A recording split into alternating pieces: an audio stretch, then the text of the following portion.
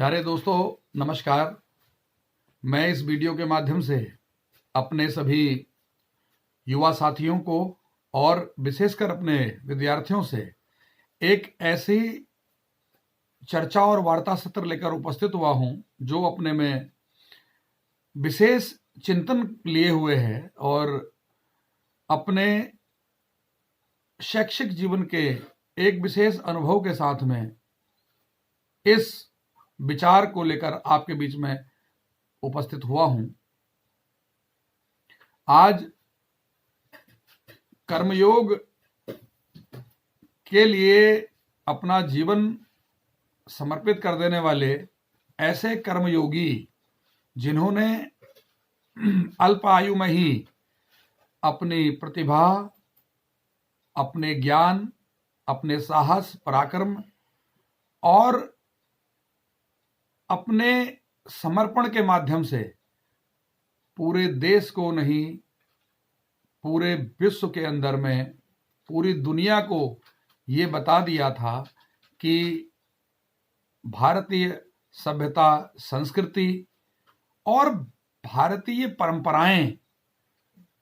हमारे वेद, पुराण, उपनिषद, यहाँ की सांस्कृतिक विरासत कितनी महत्वपूर्ण है, उसकी उपयोगिता विश्व के एक बड़े मंच में कितना महत्व रखती है, ये प्रदर्शित कर देने वाले थे स्वामी विवेकानंद। आज युवाओं के प्रतीक के रूप में स्वामी जी के जीवन को और उनके आदर्शों को पूरे देश में विभिन्न कार्यक्रमों के माध्यम से प्रस्तुत करने की एक योजना सरकारों के माध्यम से भी और स्वयंसेवी संस्थाओं के माध्यम से भी ये मुहिम पूरे देश में चलाई जा रही है, जहां पर हम कह सकते हैं कि 161वीं आज जयंती हम उनकी मना रहे हैं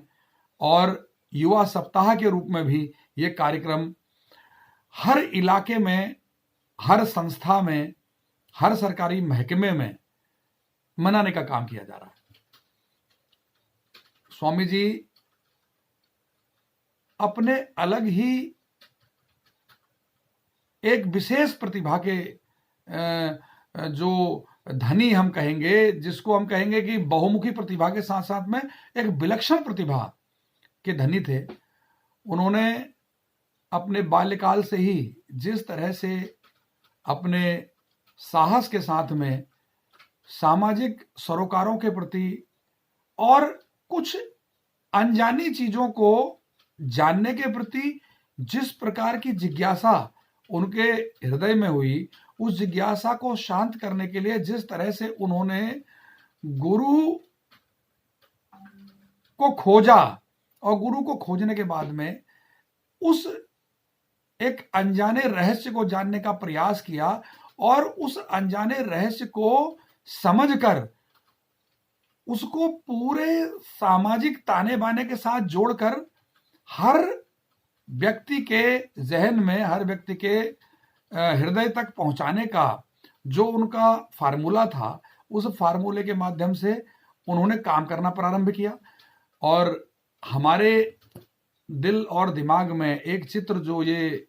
स्वामी जी के बारे में हमेशा से रखा जाता है कि स्वामी जी ने कहा था कि उठो चलो और जब तक पीछे पलट कर ना देखो, जब तक कि मंजिल ना मिल जाए। उनके चित्र युवाओं को आदर्श के रूप में प्रस्तुत करने के लिए का एक माध्यम बन गए। उनके व्यक्तित्व का जो पॉजिटिव हिस्सा था वो हमारे लोगों के बीच में रखने का जो काम हुआ, लेकिन उसके पीछे उनका जो बारीक संघर्ष रहा, जो संघर्ष के साथ में उनकी जो सिसकियां थी, जो तकलीफें थी, जो दर्द था, जो परेशानियां थी, उसको हम कहेंगे कि लिखने वालों ने, उनके बारे में जिन लोगों ने भी तमाम प्रकार की पुस्तकें लिखी, उनकी बायोग्राफी आई, उनके जीवन के छोटे छोटे पहलुओं को भी लिखने का काम जिन्होंने किया, वो कहीं न कहीं हमको लगता है कि जितना अध्ययन हम लोगों ने किया तो लगता है कि कहीं न कहीं स्वामी जी के साथ में न्याय नहीं हो पाया इस मायने में, क्योंकि देश की सदियों की गुलामी के बीच का ये संघर्ष था और अपने तरीके से लोग इस संघर्ष को करने का, इस संघर्ष में अपनी भूमिका सुनिश्चित करने का काम कर रहे थे। आजादी के दीवाने थे जो संघर्षरत थे, समाज के ताने बाने को सिस्टमेटिक करने में लगे हुए ऐसे सोशल वर्कर थे और ऐसे लोग थे जो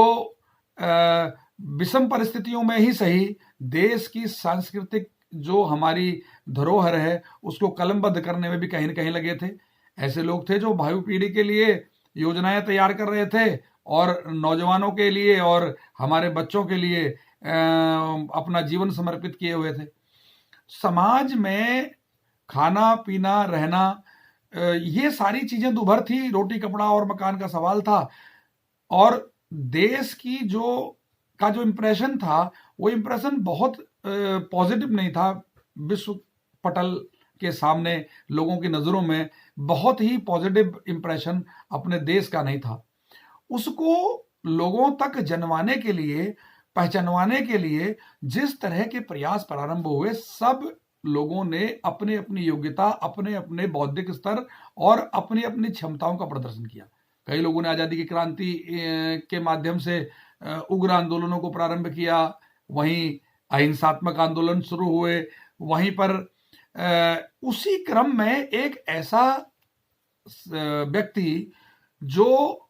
अपनी पारिवारिक परिस्थितियों के साथ जूझते हुए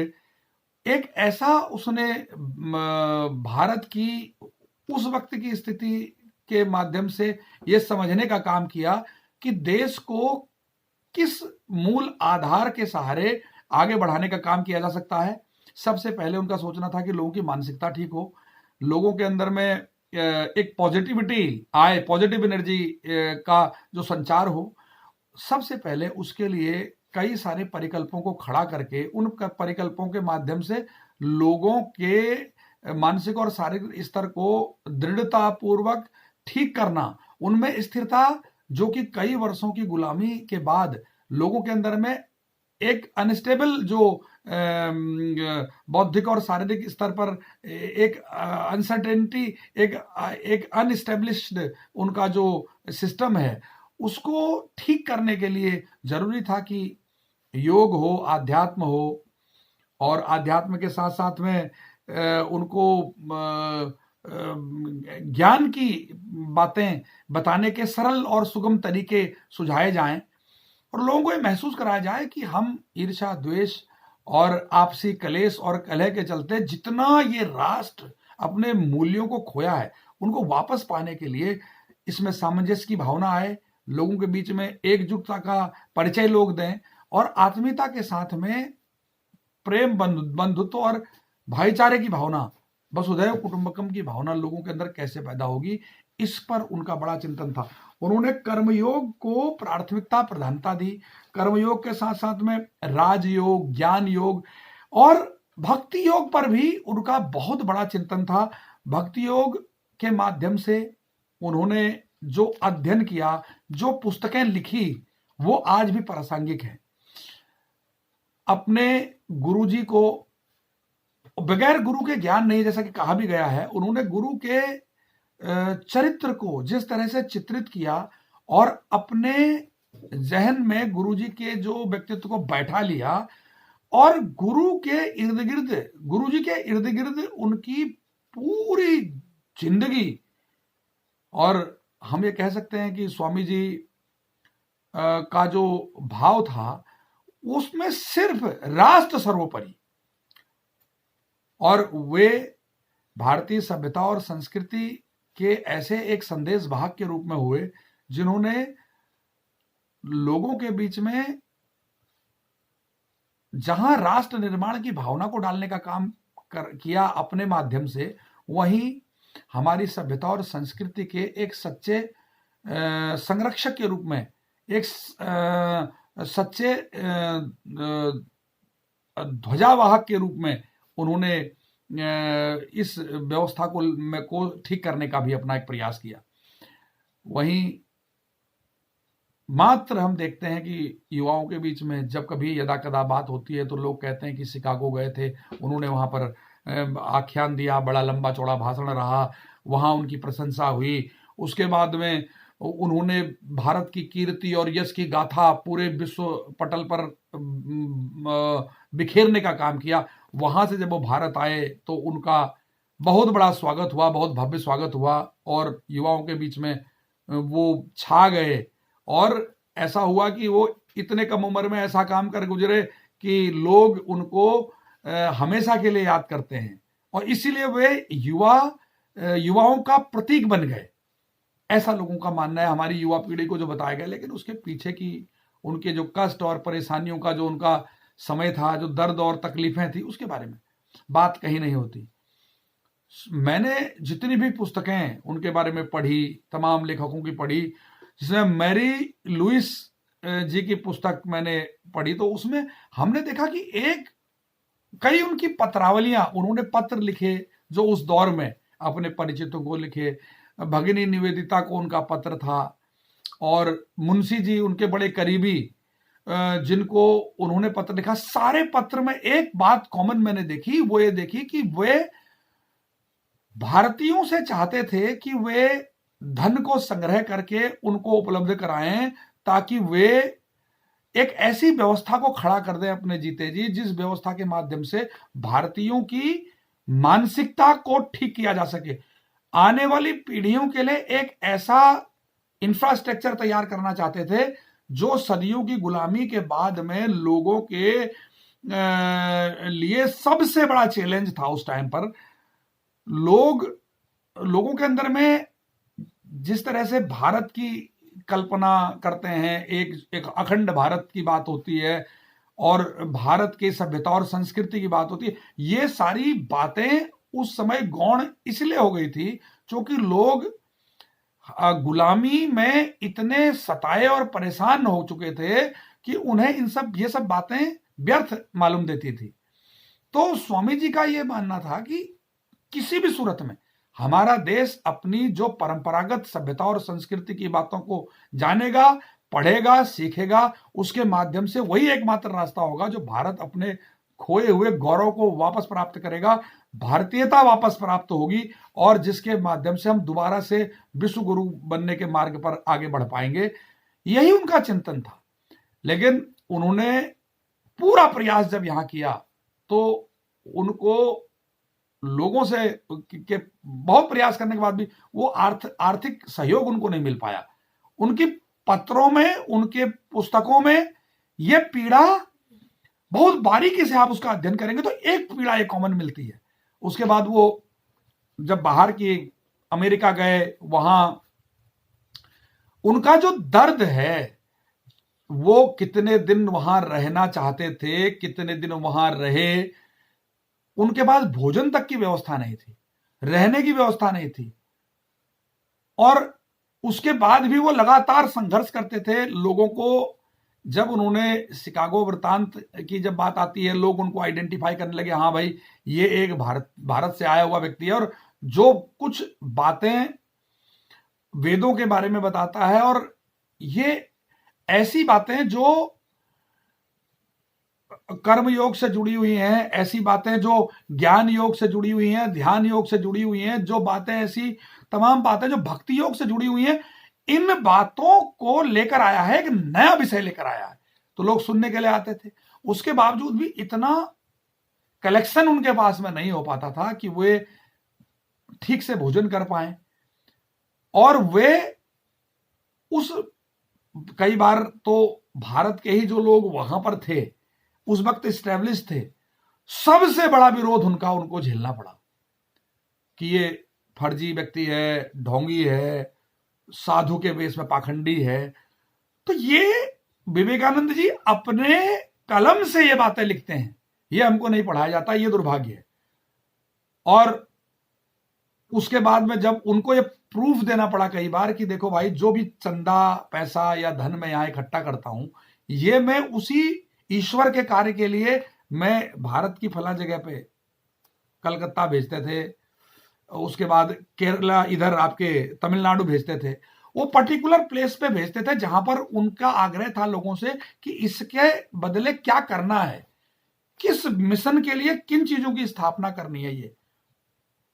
और जो व्यक्ति लगभग लगभग हम समझते हैं कि वो शतायु होते, लेकिन वो व्यक्ति अपने देश में लोगों का सहयोग न मिलना, उनको स्वार्थी करके ताने मिलना, लेकिन उसके बावजूद भी अपने राष्ट्र के लोगों से, देश के लोगों से, यहां भी और बाहर जो रह रहे थे उन लोगों से भी स्नेह प्रेम की भावना उनके हृदय में कम नहीं हुई। ये बड़ा मन था उनका, बड़ा दिल था, बड़ा हृदय था, जिसके चलते वो आज महानतम व्यक्तियों में हम जिनको गिनते हैं, वहां भी अपने लोगों का विरोध का शिकार होना पड़ा उनको, बाहर भी। और जितना सहयोग उनको बाहर के लोगों से मिल गया, उतना सहयोग ना अपने देश में, ना अपने देश से बाहर रह रहे हिंदुस्तानियों से उन्हें सहयोग नहीं मिला। और बहुत बड़ी पीड़ा मिली, जिसके चलते उनका स्वास्थ्य खराब हुआ, जिसके चलते वे धीरे धीरे बीमार रहने लगे। और उन्होंने कहा कि शायद मैं अब आगे जीवित ना रह पाऊं। ये उनके लेखों में मिलता है। जो व्यक्ति ये जान गया, उन्होंने अपने साथियों को ये बता दिया था कि शायद मैं अब जिंदा नहीं रह पाऊंगा आगे, तो मेरा जो सिस्टम है उसको आगे बढ़ाने के लिए, कई बार तो खिन्न होते दिखाई पड़ते हैं वो उनके लेखों में,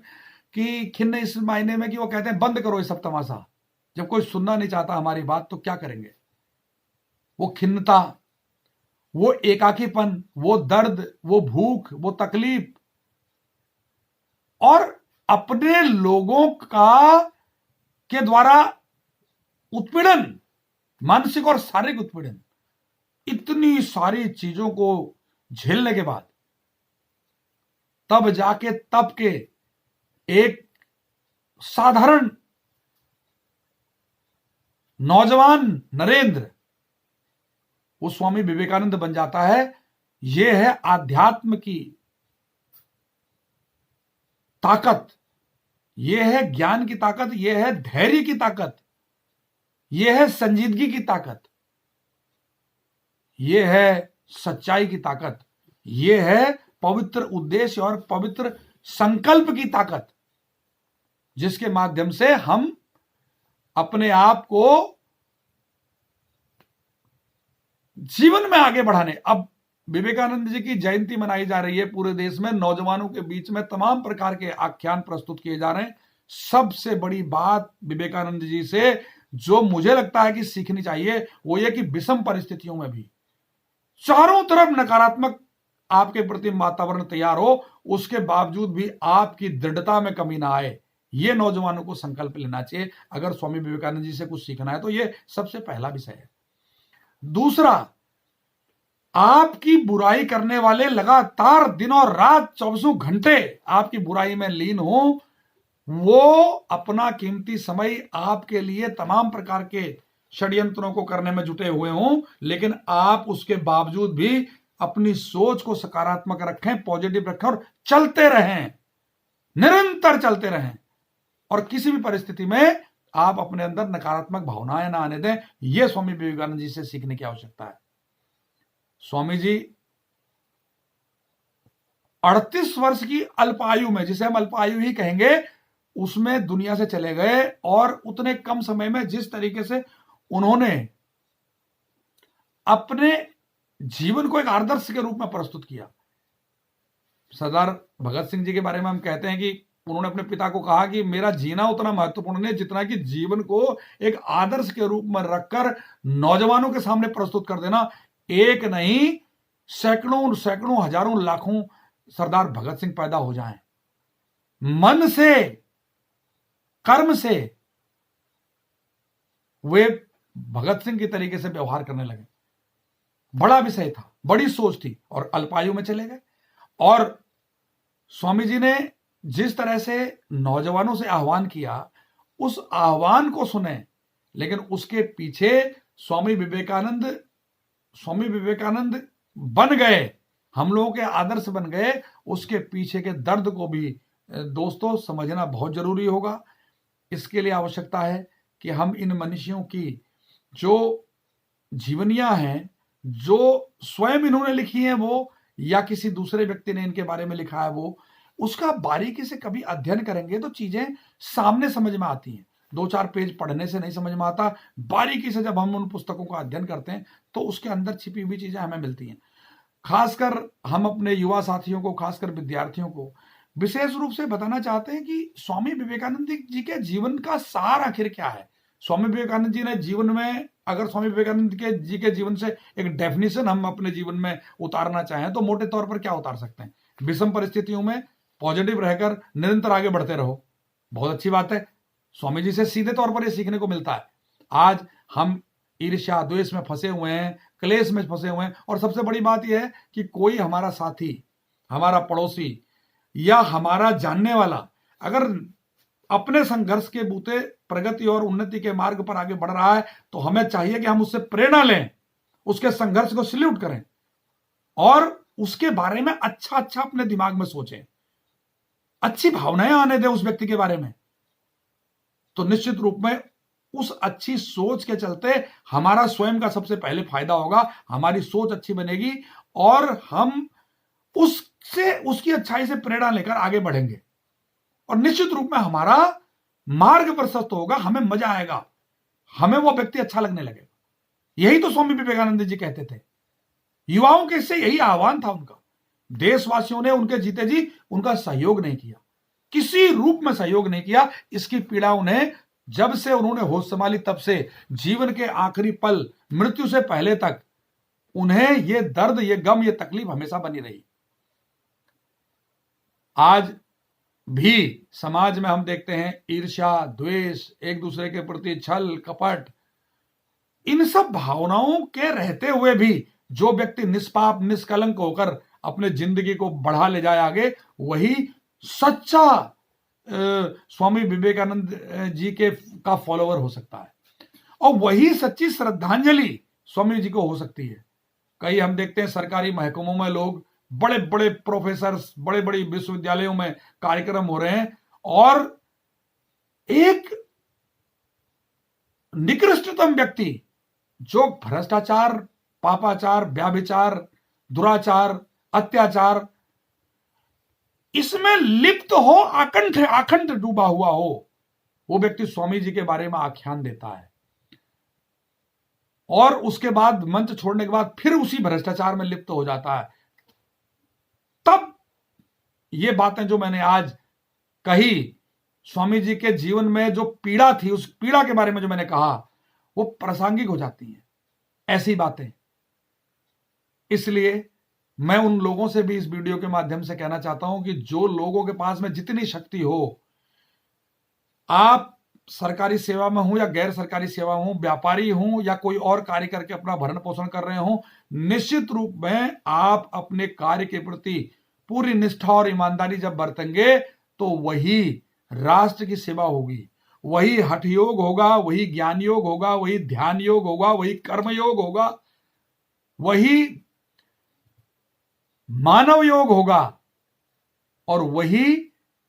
प्रगति योग होगा। वही रास्ता हमको आगे बढ़ाएगा, मन की शांति देगा, विचारों में क्रांति देगा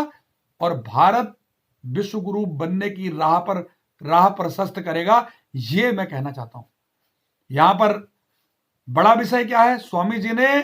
जो युवा पीढ़ी को बोला, सबसे पहले तो बिना गुरु के ज्ञान नहीं है। हर व्यक्ति को जीवन में अपनी सोच के अनुरूप गुरु कर लेना चाहिए, या उसके जीवन बड़ा सौभाग्यशाली है जिसको अच्छा गुरु मिल जाए जीवन में, जो उसे सही मार्ग सही समय पर बताए,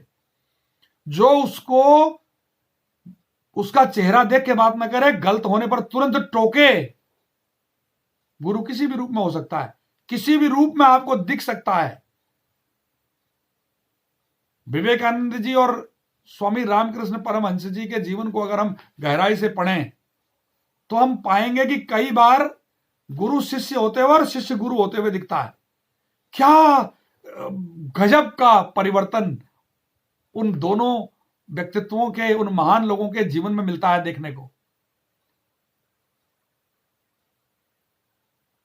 एक गजब का अटैचमेंट और डिटैचमेंट, दोनों चीजें मिलती हैं देखने को। प्यार मिलता है, तिरस्कार मिलता है देखने को। कि गुरु है, गुरु किस रूप में मिल जाए और जिसको मिल जाए वो कितना सौभाग्यशाली हो सकता है, ये गुरु जी के और विवेकानंद जी के जीवन चरित्र चित्रण से हम समझ पाते हैं। विद्यार्थियों को दूसरी चीज, स्वामी जी को हिंदुत्व के एजेंडे में बैनर पर छाप कर जो दिखाने का एक क्रम चलता है हमारे देश में। स्वामी जी जब तक रहे उन्होंने सभी धर्मों को साथ लेकर चलना, सभी धर्मों में मानवता का सृजन कैसे होगा, यह विशेष बात उन्होंने कही। उन्होंने कहा कि राष्ट्र हिंदू राष्ट्र है, लेकिन यहां पर रहने वाले हर मजहब, हर पंथ का, हर संप्रदाय का, हर वर्ग विशेष का, हर क्षेत्र विशेष का, हर रंग रूप विशेष का इस राष्ट्र में रहने के नाते, हिंदुस्तान में रहने के नाते मान सम्मान है, उसकी गरिमा है, उसके आपसी सामंजस्य, प्रेम और भाईचारे की भावना को सदा बल देने वाले रहे स्वामी जी, स्वामी विवेकानंद जी। स्वामी जी के नाम पर जो मठ और मंदिर उनके बाद बनाए गए, उनके माध्यम से स्वामी जी के विचारों को जन जन तक पहुंचाने का जो काम है वो अनवरत चल रहा है। हर बड़े शहर में, छोटे शहरों में, विद्यालयों में, पुस्तकालयों में, वाचनालयों में स्वामी जी की यादें, स्वामी जी के द्वारा दिए गए विचार। ज्ञान उसको इस नाते नहीं कहा जाएगा जब तक हम उसको मानेंगे नहीं, जानेंगे नहीं, अपने कर्मयोग के माध्यम से उसको अंगीकार नहीं करेंगे। स्वामी जी का बताया हुआ जो मार्गदर्शन है, जो उनकी बातें हैं, वो हमारे किसी काम की रह नहीं जाएंगी। उसके बाद में स्वामी जी का कहना था कि असंभव कुछ नहीं है। हमारे नौजवान कई बार प्रयास करते करते थोड़े से विफल हो गए तो वो रास्ता बदल देते हैं। कई सारे ऐसे हमारे छात्र हैं जो स्थिर नहीं है, अपने कमिटमेंट नहीं है, जिनका अपने आप से वायदा नहीं है मजबूत। आज तैयारी कर रहे हैं किसी कंपटीशन की, 4 दिन बाद कोई दूसरा दोस्त मिला, उसने कहा बेकार है ये, दूसरी चीज कर लेते हैं, दूसरा कर लिया, तीसरे दिन बाद तीसरा कर लिया, और जब 5 साल 7 साल बाद में जब वो विद्यार्थी हमको मिलता है तो देखते हैं कि उसका जीवन शून्य पे खड़ा है। स्थिरता, अडिगता, निडरता, कठोरता अपने लिए, यह सिखाता है स्वामी जी का जीवन हमको कि कभी भी किसी भी परिस्थिति में असंभव कुछ भी नहीं है, असंभव कुछ भी नहीं है। और मेरे प्यारे विद्यार्थियों, आपके लिए स्वामी जी की जो सीख थी, उनकी पुस्तक में तो बड़े हो जाओगे तो तुम भी पढ़ोगे, क्योंकि ये किताबें हर जगह अवेलेबल रहेंगी। हम लोग रहेंगे नहीं रहेंगे, लेकिन वो किताबें और उनका ज्ञान, उनका दिए हुए विचार रहेंगे। उन्होंने कहा था अत्यधिक पढ़ो, खूब पढ़ो, पढ़ने की आदत डालो। पढ़ने से मतलब यह नहीं है कि क्लास में पढ़ते रहो, पढ़ने का मतलब यह नहीं है कि फिजिक्स, केमिस्ट्री, मैथ्स, बायोलॉजी करते रहो। पढ़ने का मतलब स्टडी करना, स्टडी करने का मतलब किताबों को पढ़ना, उनसे ज्ञान अर्जित करना, उनसे नॉलेज गेन करना, किसी टेस्ट के लिए नहीं, किसी परीक्षा के लिए नहीं, ज्ञान को बढ़ाने के लिए, अपनी नॉलेज को बढ़ाने के लिए पुस्तकें पढ़िए। अब उदाहरण के तौर पर, जिस व्यक्ति ने इस देश में अंबेडकर को पढ़ा, महात्मा गांधी जी को पढ़ा, स्वामी विवेकानंद जी को पढ़ा, महापुरुषों की जीवनियां पढ़ी, किताबों को पढ़ने का कौशल, किताबों को पढ़ने की ललक, किताबों को पढ़ने का अभ्यास जिसने किया जीवन में, वो व्यक्ति ज्यादा संजीदा होगा, ज्यादा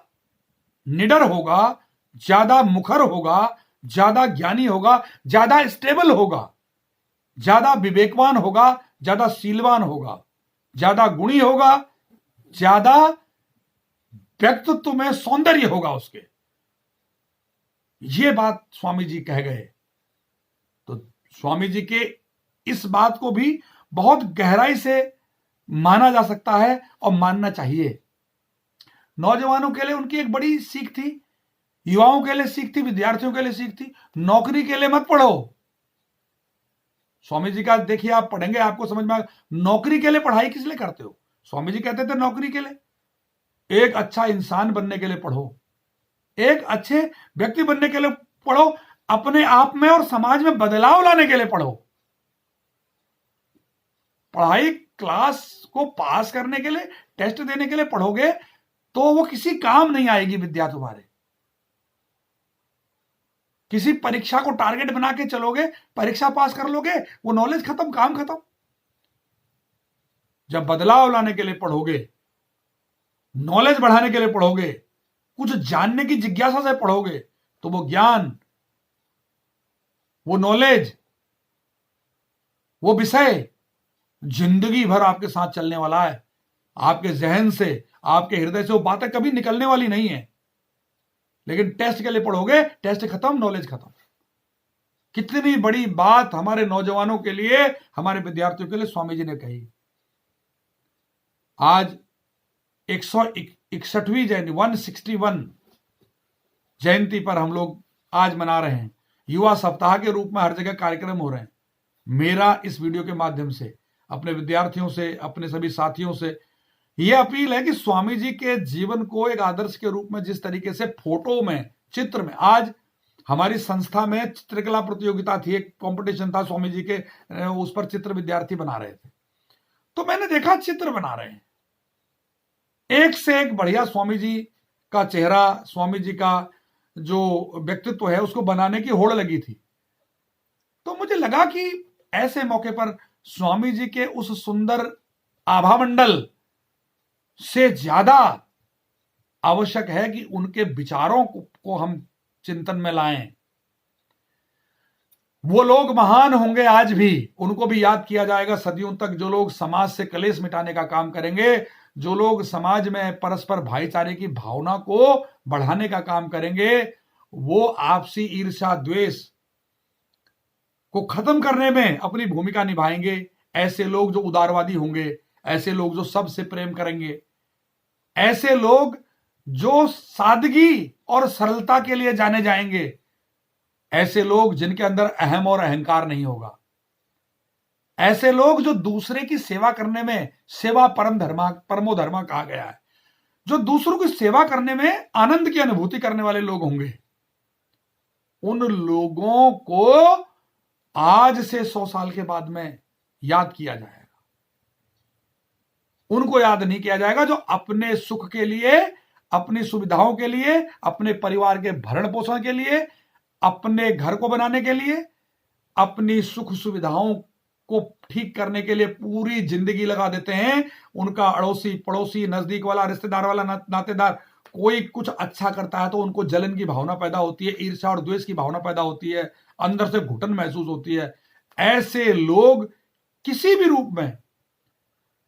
मनुष्य के रूप में पैदा जरूर हो गए, लेकिन वो मनुष्यता उनके अंदर आई नहीं।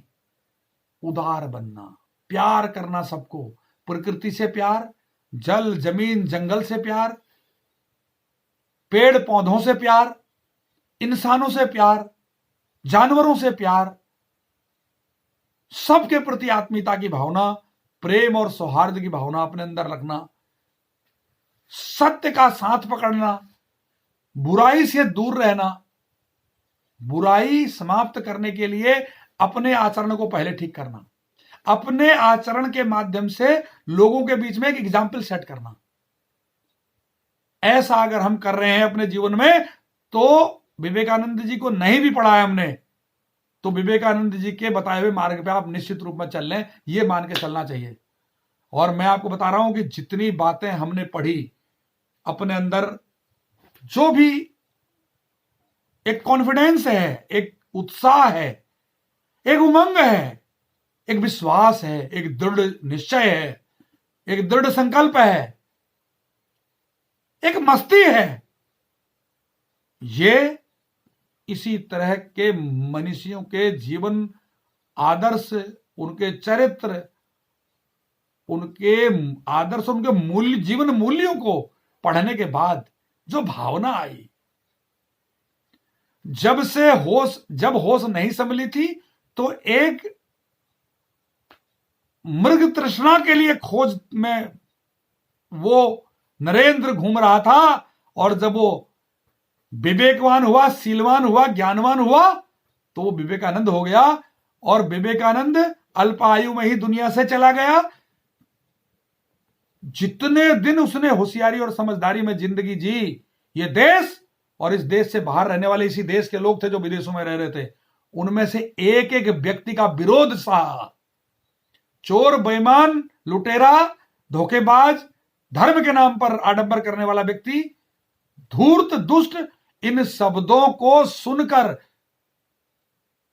भी अपने प्रसन्न चित्त मुद्रा में अपने मिशन पर लगे रहने वाला वो व्यक्ति तब विवेकानंद बन पाया। प्रतिक्रिया नहीं दी, जीवन में क्रिया की प्रतिक्रिया, उन्होंने कोई प्रतिक्रिया नहीं देकर सीधे अपने मिशन पर, और इसलिए उस शॉर्ट पीरियड के अंदर वो ऐसा कुछ कर गए कि एक अच्छे शिष्य के रूप में, एक अच्छे पुत्र के रूप में, एक अच्छे देश के नागरिक के रूप में, एक सच्चे धर्मगुरु के रूप में, एक सच्चे जो पुरातन पुरोधा के रूप में, पुरातन संस्कृति के एक सच्चे पुरोधा के रूप में आज हम उनको याद करते हैं, उनको अपनी श्रद्धांजलि समर्पित करते हैं। और निश्चित रूप में विद्यार्थी जो इस वीडियो को सुन पाएंगे वे निश्चित रूप में इन बातों को गंभीरता से लेंगे, इनको अपने जीवन में उतारने का प्रयास करेंगे, अपने देश के लिए, अपने समाज के लिए, अपने इस जीवन को सही मायने में सच्चा बनाने के लिए और सुंदर जीवन जीने के लिए ये करेंगे, ये मेरा विश्वास है। बहुत बहुत धन्यवाद। नमस्कार।